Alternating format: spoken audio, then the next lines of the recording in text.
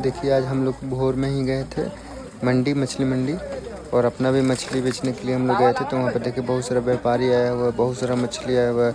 कोई हवाई में भर के लेके आया, कोई बोआरी ले आया है जो पूरा एकदम जिंदा भी है, मरा हुआ भी है नदी से।